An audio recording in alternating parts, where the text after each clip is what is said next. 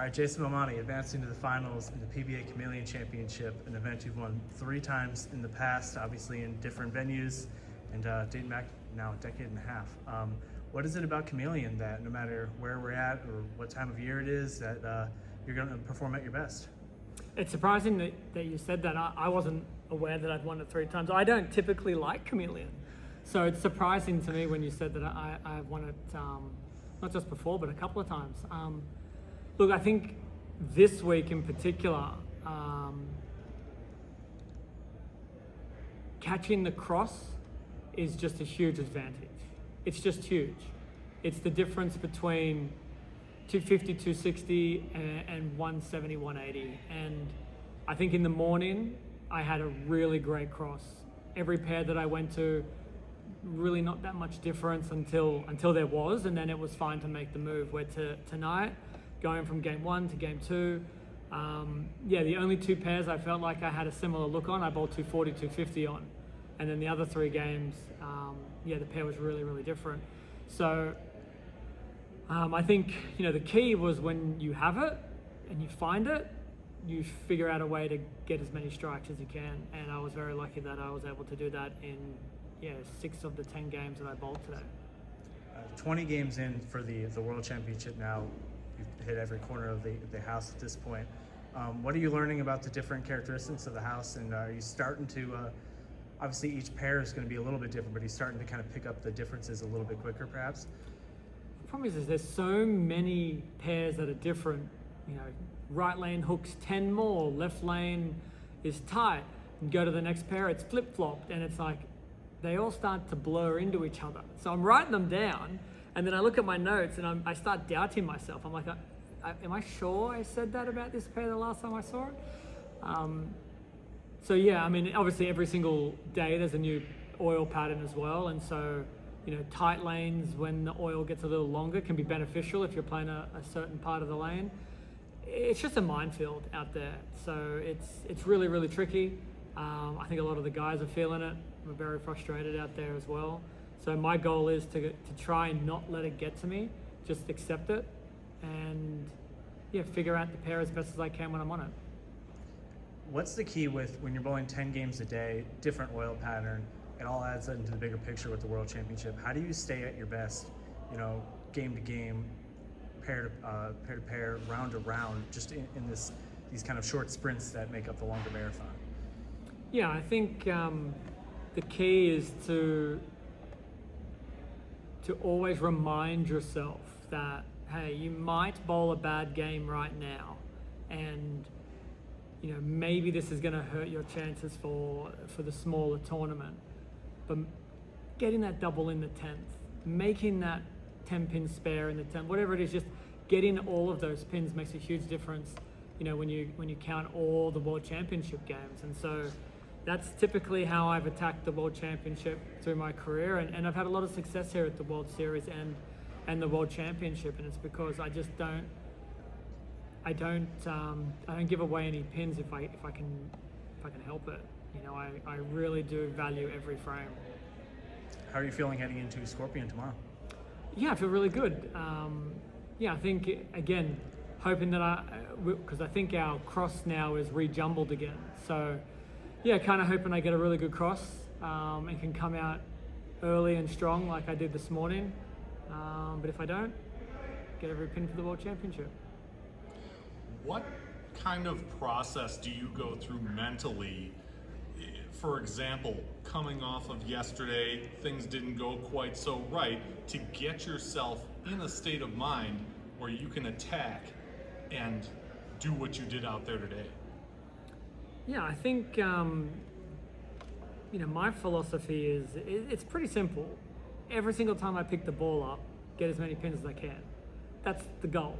That's exactly how I think. So whether it's been a rough day, a rough night, the next time I pick the ball up, I'm working it out, I'm figuring it out, I'm making the best shot I possibly can to get as many pins as I can. And if you have that kind of mentality and philosophy, good days, bad days, it doesn't matter. You're focused on one thing, getting every pin you can. For me, that just helps kind of create more of a tunnel vision, for not just the smaller tournaments in the World Championships, but yeah, the overall events. It's like, hey, this shot matters. Maybe you don't think it does right this very second, but it does matter. And yeah, I try to stay in that mindset. The only other thing I've got is this area has not had a national tour stop since I've heard the 70s. And it's really cool to see the atmosphere out there, just being, someone on the outside looking in. What's it like for you guys to do what you do in front of this crowd that's really been hungry for a stop like this for years? Yeah, it's always great when we have people come and watch us. Look, I love bowling, but bowling in front of people is so much more fun.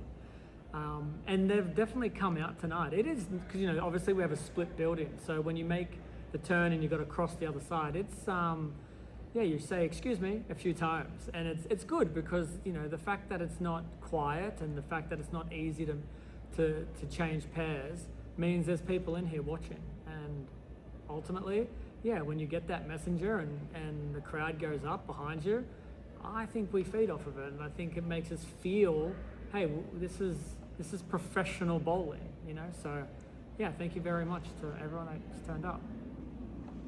All right, cheers to Belmonte. Cheers, boys.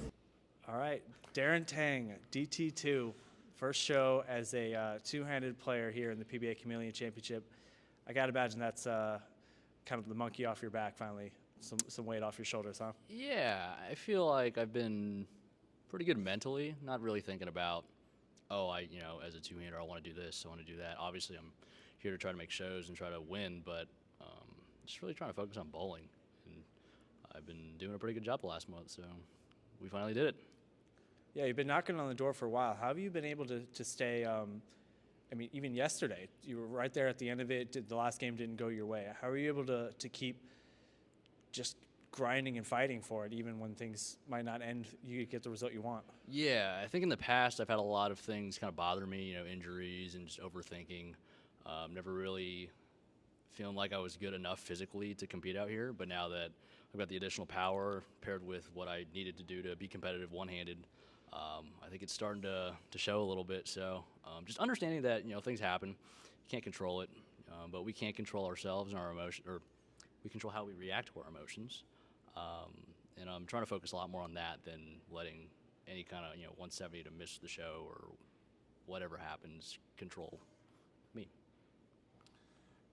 A lot of us try to convert to two-handed and we fail. Tell us about that journey and how you were able to incorporate parts of the traditional game into your two-handed game, because on the outside looking in, there are similarities there. Do you want the actual answer or the smart-ass answer? You can give me both if you've got time. It's cheating. It's easy. Bowling two-handed is easy. Everybody should do it. If you've been watching bowling for a long time or you watch the channel or whatnot, I've early timing one-handed. I think I'm more naturally two-handed, so it was a lot easier for me to pick it up and actually work on things, and things just clicked a lot faster. I really noticed it when I took about 2 weeks off, came back, threw some shots. I was like, it's like I never left.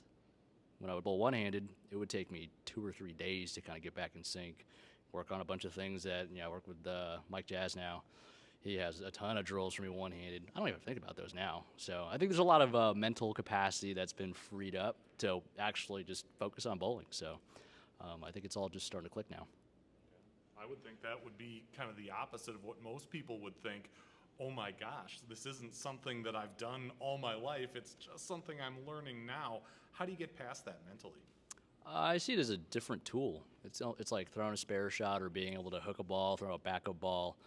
Just a different skill. I think because it's so, different, people don't really see it that way. There's this divide, one-handers, two-handers, and at the end of the day, we're just bowling. We're just finding a way to throw the ball down the lane and knock down as many pins as possible. When you made the switch, the first event didn't go super great. Or maybe actually you did pretty well in double. Good? I think it was double. The first one was good. So my partner Chris Vi carried me. He bowled for the title that event. I believe so. Yeah. So I actually did bowl. I carried my weight in the doubles. We finished 7th. If it's Baker 50-50. If I didn't carry my weight, we probably would have finished 15th or 16th. So I'm gonna pat myself on the back there. I believe the first event after that went pretty rough, but I know you finished top 20 in Reno at the Nevada Classic, top 15 at the TOC last year, I believe, and then a couple of top 20s, top 30s this year. What did you expect when you made the switch, just to see results-wise in your first year, 2 years doing it? So when I first switched, I said, I'll see you guys in 2027. It's a little sooner than that, but I'm starting to get a little more confidence in my ability to make shots, and I think acceptance has been the biggest thing, knowing that I haven't been doing this my whole career. So when I make a bad shot, I tell myself, hey, we could go one of two ways. We could accept it, or we can get mad about it and do the normal Darren thing. Oh, you're stuck in your head. You just try to fix it. Now just let it go. Try to make a better one, and I think I've been doing a pretty good job at that this last month or so. Yeah, a lot of talk here about the two-handed switch and going for this first title two-handed. I feel like you're thinking I want title number 2 more so than anything else. How excited are you to bowl on TV and bowl for another title here? Yeah, this is gonna be cliche, but I think I'm just stuck in the process. I'm not thinking about I want to win this title. I'm not thinking about it's gonna be my first 1-2 or it's my second title. It's what do we have to do to get the job done, and that's really where my focus is. So what do you have to do to get the job done? Honestly, just bowl my 10 frames, do it the best I can and the way I know how, and if the pins fall my way, great. If they don't, that's bowling. All right, last one for you here. You're in a pretty good spot here in the World Championship through 20 games. Scorpions tomorrow, Shark the day after that. How are you feeling heading into the second half of the World Series here? Yeah, same thing. Just trying to stick with the process, not really thinking too much. I mean, didn't show a lot of emotions knowing that I was going to make the show because I know we got to come back tomorrow, bowl 10 more games. My leg has been bothering me for the last 2 weeks. I thought the little break between the TOC and the World Series was going to give it enough time off to be fully ready to go, but we got to deal with it. So I think half of my brain is focused on that, and then the other half is focused on bowling. All right, Darren. Is it second? Second? DT2, number 2 seed. DT2, number 2 seed. Championship. We don't want to be number 2 though. We're coming for you, Belmonte. No, listen, I've been on these shows calling them the 2 seed is nice. Okay, one seed, you're right. 1 seed, no good. You're right. Belmo has no shot. We still got to win a match to get to the show, though, right? Is that how it works? Yeah. All right, so we got to worry about that first. All right, Darren, we'll see you on the show. All righty. Thanks, fellas. All right, Kyle Sherman, a man who's held the mic as much as anybody this season, and he's going to get to hold a bowling ball on the show for the Chameleon Championship. Yeah. You excited for that opportunity? Dude, yeah. I mean, I haven't been that nervous going into a last game in forever. I mean, it was the adrenaline was finally going. I'm like, okay, this is what it feels like. So we're gonna have to do some prepping for this show because I was so nervous just bowling out there. So, but yeah, super excited. Yeah, well, I mean, you've done more prep than anybody for these shows. It'll be in a different capacity this time. Way different than performing. Way different, I think. You we'll stick to these past 2 days. You were in rough shape the last few weeks. Still. Injury-wise. Still are. Still. I honestly, I thought you Sitting might here withdraw hurts. yesterday. So Yeah, how were you able to turn it around and make a show here? Yeah, I told my fiance Amanda, I was like, I'm gonna bowl really good and make this show and then withdraw, so I don't have to bowl the rest of it. And honestly, I still might. Now that I'm gonna be bowling for this, I'm not gonna kill myself if things get too bad. But yeah, I'm just it's exhausting. All day I wake up and I'm doing stuff for my back. I'm eating, I'm getting it manipulated on, I'm decompressing it, I'm doing exercises. Right after this, we're going to the table, we're going to get work done, then we're going to go home and eat the right meal, get some good medicine in my system, but all day. So, yeah, I got some lower back issues, cost me to pull out of the TOC, which is unfortunate because I feel like I've been bowling really well. Seeing the lane, have a lot of confidence. But yeah, no, we're just taking it day by day. And yeah, we're hoping we can get through. Yeah, I feel like this has been an ongoing struggle for you the last few years because when you're healthy, it feels like you can compete with anybody out here. And you just haven't been healthy enough to string together good performances. How frustrating is that just day to day, knowing when you're healthy, you can compete out here? Yeah, I definitely feel that.